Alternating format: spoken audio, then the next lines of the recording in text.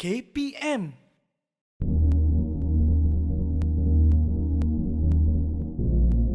Bismillahirrahmanirrahim. Assalamualaikum warahmatullahi wabarakatuh. Bertemu sekali lagi dengan saya, Dr. Muhammad Rustam bin Mazin, pakar perunding psikiatri di Kementerian Kesihatan Malaysia. Hari ini saya akan bercakap tentang sesuatu topik yang menarik, iaitu tentang anak-anak kita yang tak mahu bercakap bila di luar daripada rumah, bila di luar daripada kawasan di mana mereka kenal orang, terutamanya di sekolah ataupun di nursery ataupun tempat-tempat yang kita mengharapkan mereka bercakap. Jadi apakah sebenarnya masalah mereka? Jadi tuan-tuan dan puan, dalam topik ini saya izinkan saya menggunakan satu istilah yang dipanggil sebagai selective mutism. Di mana selective mutism ni pun kalau kita faham dengan baik perkataan ini, sebenarnya dia terdiri duduk perkataan yang penting. Selektif maksudnya terpilih atau memilih. Mutism adalah bisu ataupun tak dengar suara ataupun tak bercakap lah dengan kita. Jadi selective mutism ni tuan-tuan dan puan adalah sejenis masalah kecelaruan kegelisahan ataupun anxiety disorder yang sangat teruk, di mana seseorang itu gagal untuk bercakap dalam situasi-situasi sosial yang mereka patut bercakap, sama ada di dalam kelas, sekolah, bersama dengan adik keluarga, sahabat handai dan sebagainya yang kita expect ataupun kita harap bahawa mereka ini bercakap. Dan biasanya ia bermula pada zaman kanak-kanak, dan jika kita tak rawat pada ketika mereka masih kanak-kanak, sudah tentu dia akan berlarutan sehingga ke umur mereka dewasa.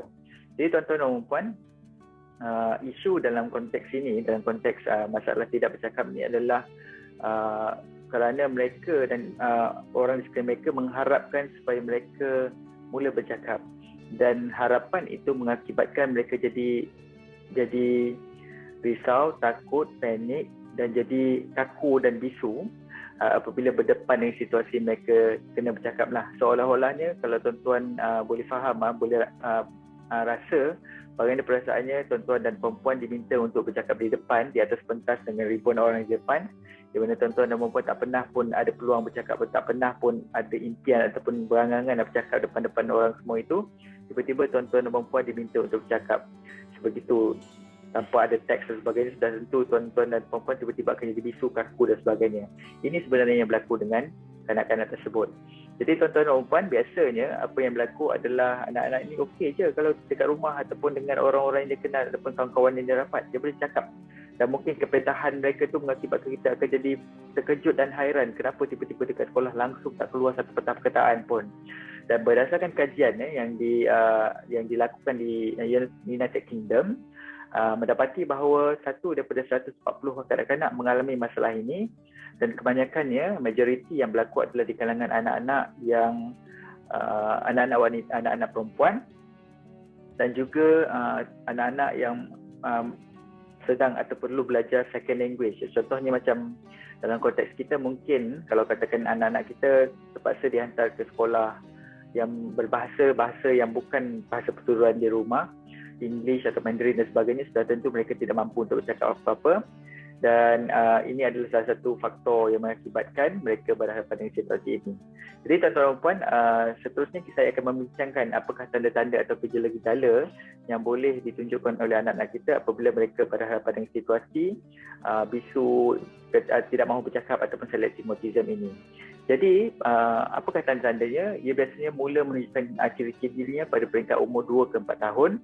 Di mana ini adalah kali pertama kita notice bahawa kita perasan bahawa mereka mula bercakap dengan orang luar, tetapi mereka tidak langsung mahu bercakap dengan orang luar, dan biasanya bermula di nursery. Mungkin dalam konteks lokal, konteks tempatan kita tidaklah hantar anak-anak kita ke sekolah seumur 2 tahun, walaupun ada yang berlaku, tapi majoritinya hantar anak-anak kita pada umur 4 tahun dan ke atas. Dan dalam konteks itu mungkin kita akan jumpa masalah ini lebih lewat berbanding dengan anak-anak yang dihantar pada peringkat umur yang lebih awal. Tapi syaratnya, yang paling penting sekali tuan-tuan dan puan, ialah anak-anak kita memang okey kalau bercakap di rumah ataupun bersama dengan orang-orang yang mereka dah biasa. Jadi ini adalah kita panggil sebagai warning sign yang utama. Adanya perbezaan yang sangat ketara between antara mereka di rumah dan juga di sekolah. Jadi tuan-tuan dan puan, saya akan sambung dalam segmen kedua berkaitan tentang apa lagi tanda-tanda ataupun gejala yang ditunjukkan oleh anak-anak kita apabila mereka berhadapan dengan situasi selective mutism ataupun masalah tidak mahu bercakap ni, ya. Didik TV KPM.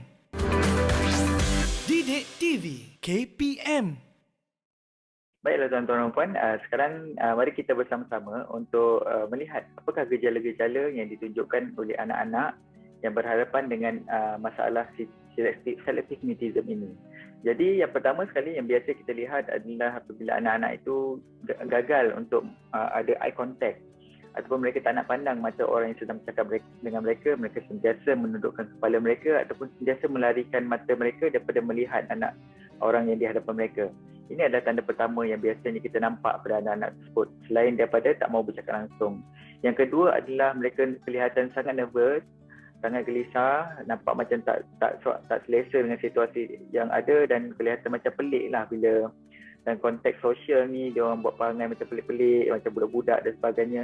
In which sebenarnya kita macam kita rasa macam benda itu tak sepatutnya berlaku dan tak pernah pun kita nampak ia dilakukan oleh anak kita walaupun di rumah ataupun di mana-mana tempat yang mereka selesa. Yang kedua adalah apabila mereka menunjukkan tingkah laku yang tidak sopan, maksudnya bukanlah tidak sopan tu maksudnya lucah dan sebagainya, tetapi nampak macam kasar, marah-marah, tak seronok, merajuk dan clingy, duk pegang tangan mak ayah, tak mau pegang kaki mak ayah dan sebagainya. Menunjukkan sifat yang pemalu yang agak keterlaluan ataupun menunjukkan sifat withdrawn. Kita panggil withdrawn ni macam seolah-olah macam dia menyorok dan dia tak nak campur orang, nampak sangat dia tak nak bercampur orang, dia macam close. Dia macam menutup diri daripada dunia. Ada kalanya mereka kelihatan macam kaku, keras, tense, ataupun nampak macam jatuh macam tak stable lah, ataupun mereka boleh menunjukkan sikap degil ataupun tunjukkan tantrum mereka pada ketika mereka perlu ke sekolah dan sebagainya. Dia macam ada macam elemen yang kalau tuan-tuan dan puan pernah dengar perbincangan berkaitan dengan masalah school refusal. Anak-anak ni pada peringkat awal ni mungkin dah tunjukkan benda ni, dekat rumah dia dah tunjukkan. Mereka akan sentiasa nak marah mak ayah dia question, dia tanya kenapa nak kena sekolah, kenapa nak kena bercakap, kenapa. Dan ini kadang-kadang ada anak-anak yang begini, yang selective mutism ni, yang jenis yang ada confidence sikit, mereka mungkin menggunakan bahasa isyarat pula. Tak nak cakap, patah perkataan pun tak keluar, tetapi dia tunjuk angguk ke, nodding ke, tunjuk bagus ke, tunjuk apa yang dia nak dan sebagainya, tapi tak keluar perkataan. Ada juga yang boleh kata yes or no, tapi simple, very simple, yang tak sepatutnya kita rasa macam anak aku ni pandai cakap ni, kenapa dia tak nak cakap ni, susah kan. Dan ada anak-anak yang lebih teruk situasinya, bukan sekadar tak mahu bercakap, bahkan tidak mahu menulis apa yang dia mahu dan tidak mahu menggunakan apa-apa bahasa isyarat untuk menunjukkan bahawa apa yang mereka inginkan. Ini adalah yang teruk. Dan adalah yang boleh respond a few words, beberapa kata-kataan, tetapi dengan suara pun macam pelik ataupun suara dia macam berbisik saja, macam anak aku ni cakaplah kuat sikit kan, macam kita jadi lemas pula kan. Dan bila kita bincang tentang perkara ini, of course kita akan tanya apakah possible, apakah benda-benda yang boleh mengakibatkan masalah selective mutism ni, punca-puncanya. Jadi pakar-pakar merasakan bahawa selective mutism ni adalah sejenis ketakutan bercakap yang berlaku kepada sesetengah orang, di mana dia punya penyebab dia kita tak sure, tak pasti betul-betul apakah sebenarnya yang berlaku di sebalik isu ini, tetapi dia sangat berkait rapat dengan masalah anxiety ataupun kegelisahan dan sebagainya, kegusaran, kerisauan. Jadi mereka ini biasanya ada kecenderungan untuk berhadapan dengan masalah anxiety dan ada kesukaran untuk melakukan aktiviti-aktiviti harian yang lain sebagaimana kanak-kanak lain. Jadi ini adalah kita panggil sebagai teori di sebalik kenapa setengah kanak-kanak itu mungkin lebih mudah untuk mendapat masalah selective mutism ni, dan ramai di kalangan mereka menjadi sangat stres bila nak bercakap, bila diasingkan daripada ibu bapa, seolah-olah seperti simptom-simptom yang kita panggil sebagai separation anxiety disorder, dan agak sukar untuk orang-orang dewasa untuk membantu mereka untuk lebih tenang. Dan ada kalanya ada di kalangan kanak-kanak ni memang dia ada masalah dengan speech dia, mungkin dia agak pelat dan sebagainya, ataupun dia ada masalah mendengar, dan ini mengakibatkan bila mereka nak bercakap dan juga berkomunikasi dengan orang, dia jadi sangat stressful, sangat tertekan dengan masalah itu, sebab dia malu mungkin dengan pelat dia dan sebagainya, dan at the same time dia rasa tak confident dengan apa yang dia nak sampaikan dan sebagainya. Ada juga kanak-kanak yang mempunyai masalah dipanggil sebagai processing sensory information, dan dia ada isu dengan nak proses apa-apa informasi yang mereka terima diakibatkan oleh terlampau ramai, terlampau bising dan sebagainya, dan ini mengakibatkan mereka ada masalah untuk integrasikan semua sensory mereka terima, dan ini mengakibatkan mereka sukar untuk bercakap. Jadi ini sebenarnya punca ni akan mengakibatkan mereka jadi shutdown. So ini adalah benda-benda yang boleh mengakibatkan anak-anak kita gagal untuk bercakap, dan dalam konteks di mana mereka sepatutnya bercakap. Ada juga kanak-kanak yang masalah mereka adalah mereka pernah mengalami trauma-trauma yang boleh mengakibatkan mereka mendapat post traumatic stress, dan ini mungkin diakibatkan oleh dera, oleh bully dan sebagainya, yang mengakibatkan ataupun satu situasi di sekolah yang mengakibatkan mereka jadi trauma sehingga mereka berhenti bercakap seperti sebelum yang sepatutnya. Jadi ini adalah benda-benda yang boleh mengakibatkan anak-anak kita berhadapan dengan situasi selective mutism. Jadi yang seterusnya, tuan-tuan dan puan, kita akan membincangkan perkara berkaitan bagaimanakah cara untuk kita membantu anak-anak kita yang berhadapan dengan masalah ini untuk kembali okey di sekolah dan sebagainya. Didik TV KPM. Didik TV KPM.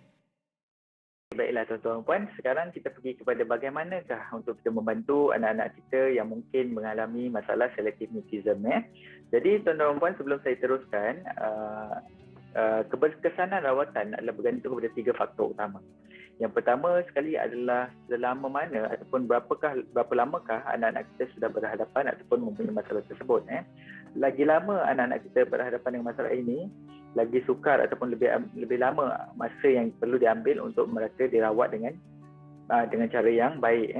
Dan jika anak-anak kita tidak dirawat, mereka boleh menjadi berhadapan dengan masalah yang lebih serius pada masa akan datang, termasuklah masalah social anxiety disorder. Di mana saya tak akan ulas di sini. Yang kedua adalah, adakah mereka mempunyai masalah-masalah komunikasi ataupun masalah-masalah pembelajaran yang lain yang mengakibatkan berlakunya masalah selective mutism.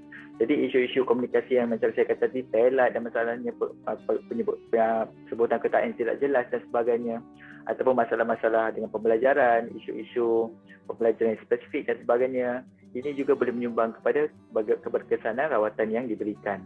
Dan yang terakhir sekali adalah, keberkesanan adalah bergantung kepada sejauh mana semua orang yang terlibat dengan anak tersebut bekerjasama untuk memastikan bahawa mereka mendapat rawatan yang terbaik dan membantu anak-anak ini keluar daripada masalah selective mutism itu. Tuan-tuan dan puan, saya tak nak ulas apa yang doktor nak buat, tetapi mungkin apa yang tuan-tuan boleh buat di rumah supaya sebelum sampai ke hospital tu, tuan-tuan boleh try buat kat rumah dulu macam mana dengan anak-anak kita, ataupun boleh bantu kalau dah pergi hospital, boleh bantu anak-anak kita untuk lebih confident dan sebagainya, supaya selain daripada hospital kita dapat rawatan apa yang patut, di sekolah pun kita bina suasana rawatan apa yang patut, dan di rumah pun kita boleh buat juga. Jadi apakah nasihat-nasihat kepada ibu bapa yang saya boleh berikan? Yang pertama sekali ialah jangan pressure anak-anak kita untuk bercakap, ataupun jangan kita macam kita okay, kalau bercakap ayah bagi RM10 ke RM20 ke, kita jangan sokong rasuah mereka untuk bercakap. Itu bukan caranya untuk kita menggalakkan mereka untuk bercakap. Jangan pressure dan jangan rasuah. Yang pertama. Yang kedua ialah kita cuba fahamkan kepada mereka bahawa kita sebenarnya tahu dan faham apa masalah yang mereka hadapi. Kita tahu dan faham bahawa mereka takut untuk bercakap, dan kita tahu dan faham bahawa mereka berhadapan dengan kesukaran untuk bercakap. Yang ini tuan-tuan kita kena bertenang. Kita kena tenang dan kita tunjukkan kita punya empati kepada anak-anak kita supaya mereka tak jadi pressure ataupun lagi stress ataupun lagi anxious untuk bercakap, dan cuba untuk berubah. Dan beritahu mereka bahawa kita akan ambil langkah demi langkah secara perlahan sehinggalah mereka akan okey nanti. Dan jangan pressure ataupun jangan cuba untuk percepatkan segala benda sebab nak make sure mereka cepat cakap. Lagi kita paksa, lagi lambat dia bercakap. Yang ketiga ialah tidak perlulah untuk kita memuji anak kita di depan orang ramai bila mereka bercakap di depan orang. Contoh macam anak kita tiba-tiba bercakap 2-3 perkataan, kita bagus macam tu kan. Tak payah sebab itu sebenarnya boleh mengakibatkan mereka rasa malu. Instead of that, apa yang kita patut lakukan ialah kita praise mereka atau puji mereka secara individu, bersendirian. Mereka tak ada, pada ketika tak ada orang, dan mungkin kita boleh treat mereka dengan achievement yang pencapaian yang mereka lakukannya. Yang seterusnya adalah kita kena yakinkan anak kita bahawa non-verbal communication ataupun komunikasi tanpa perkataan itu seperti senyum, lambai, senggut, bad dan sebagainya adalah okey sehinggalah apabila mereka merasakan mereka sudah ready untuk bercakap.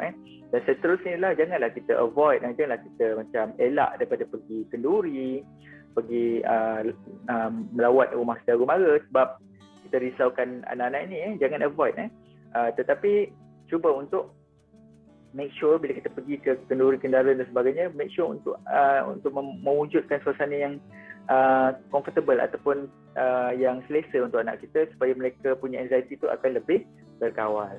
Yang seterusnya adalah kita minta bantuan keluarga yang terdekat, kawan-kawan untuk jadi kita punya practice partner antara anak kita dengan orang luar. Jadi anak kita boleh okey dengan orang yang terdekat dulu, kemudian baru kita makin lama makin jauh dan sebagainya, mungkin guru dan seterusnya.